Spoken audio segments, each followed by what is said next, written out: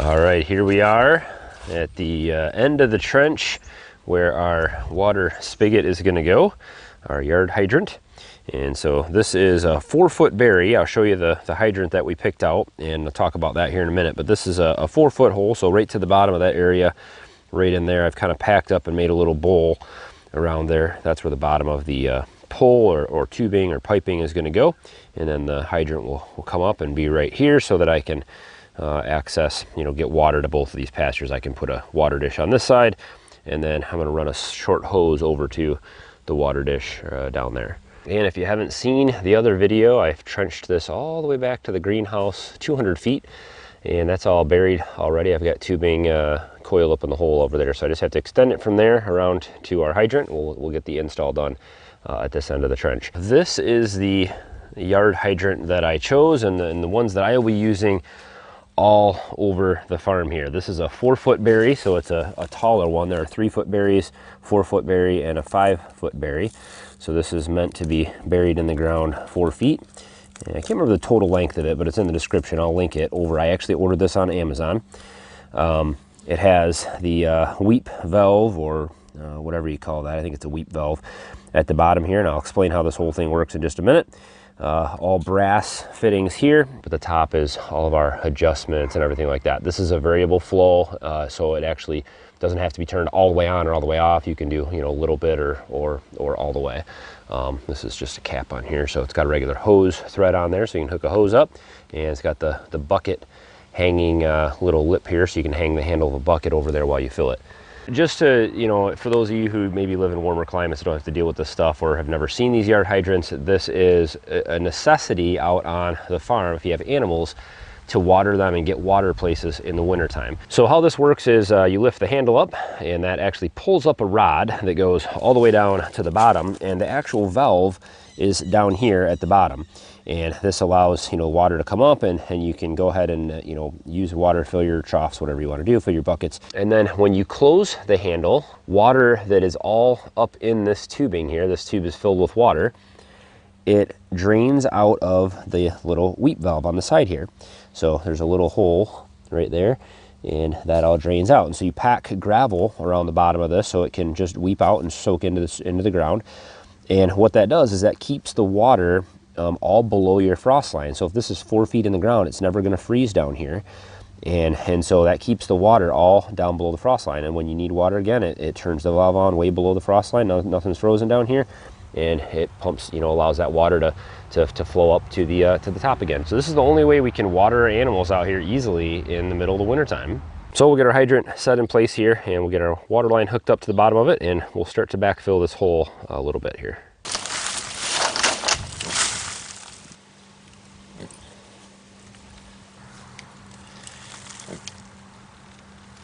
So this is all 3/4 inch tubing here, and I'm using all stainless steel hose clamps. I'm putting 2 on each fitting. I just don't want these to leak, so I'm trying to make sure I cover all my bases here.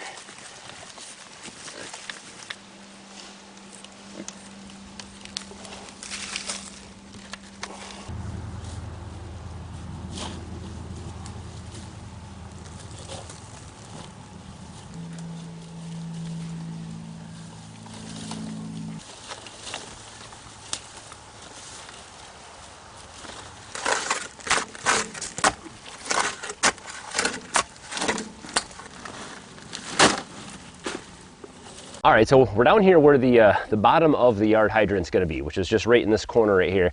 And it's important to make sure that all the water that's in that pipe can drain away from the bottom of that pipe there, down there underground, where it's not going to freeze.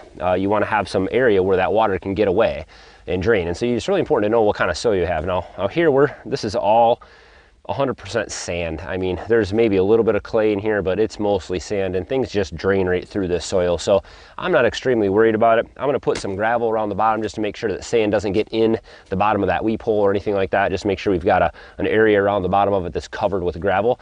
But if you have real hard soil, clay soil, or something like that that's not going to drain really well, you might want to take a post hole digger and just dig down maybe another foot or so and fill that up with gravel so that water can drain down in there and it has time to drain away from the bottom of the pipe. Otherwise, what's going to happen is you're going to get that weep hole plugged up, or water's not going to be able to get away. You'll create kind of a pressure spot underneath there, and that thing will fill up with water. It'll stay full. It's going to freeze, it's going to break, and then you're going to have to dig the whole thing up and start again. So it's important to get this step right. Again, because I have sand here, I'm not too worried about it, but we're going to put the rock around here first, and we're going to get our water lines tied in, and then we'll set the hydrant right on top of it, and then cover the bottom with a little bit of gravel.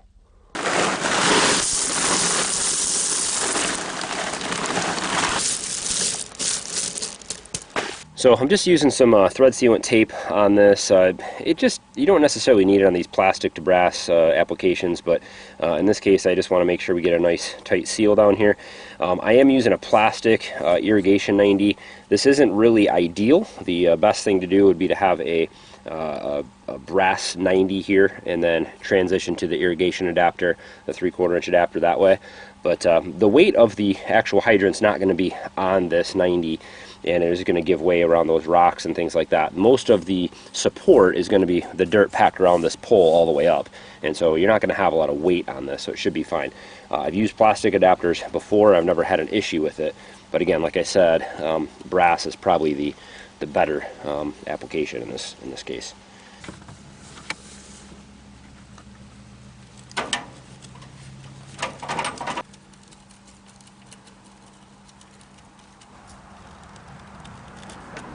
All right, we're going to leave this here and exposed until I can get the water hooked up. I want to make sure that nothing leaks and that the wheat valve is working before we bury everything.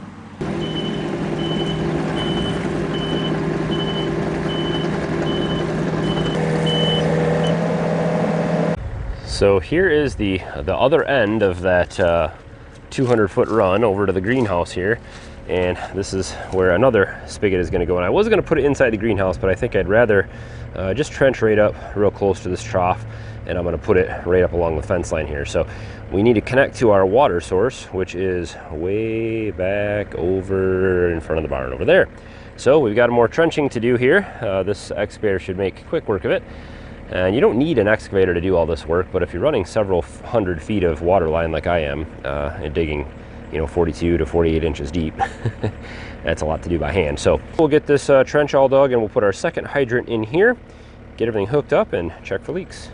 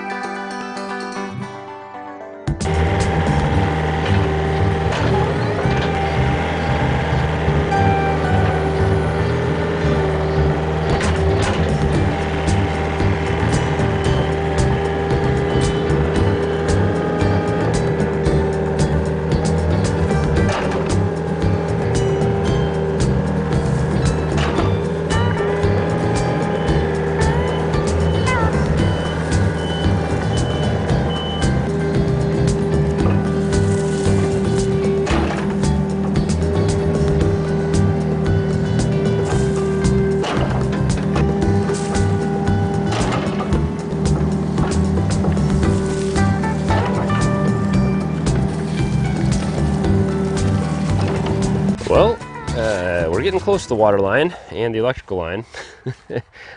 Found it, so it looks like it may have, I don't know if I cut it or what, but it looks like it did trip the breaker, so we'll have to figure that out. But the water line comes in right around down here in somewhere, so but it should be, you know, about 36, 40, 42 inches. So we'll have to hand dig the rest of this and then make our connections. There it is. I'm gonna put the shovel here,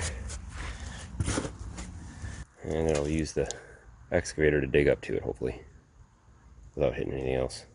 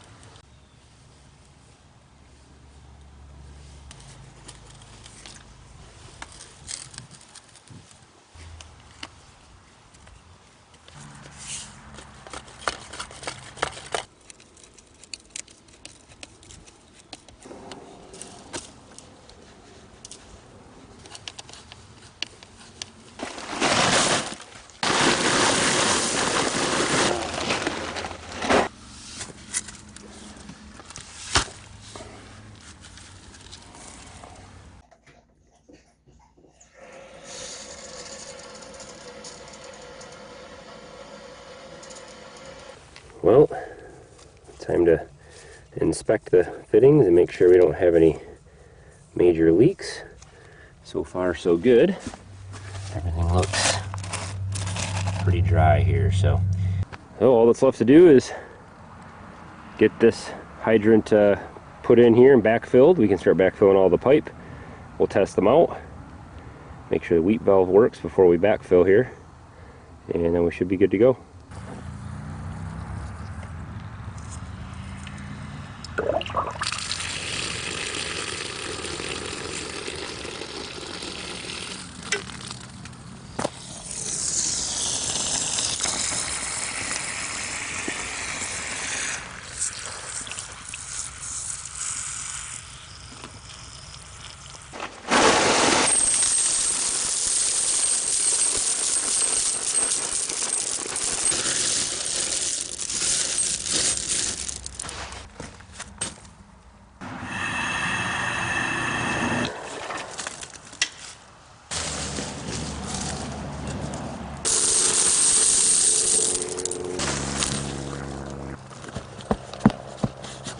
Well, I've got a lot of backfilling to do here still, and a few other things I want to do with this trench, run some electrical lines and things out to the greenhouse, but the water lines are done, they're hooked up, water's turned back on, and we actually have fresh water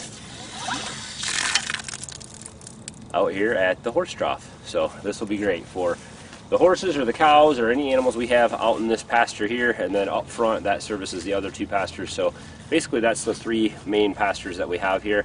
The barn has one also, and that takes care of anybody that needs water in the barn, and so we are pretty much covered for now anyway, until we make more pastures, I guess. The first year we were here, we had no water outside. The outside spigot on the house was even broken, and so we actually had to fill up 5-gallon buckets of water from our bathtub and carry them out for the animals the first year we lived here. So yard hydrants are so much nicer.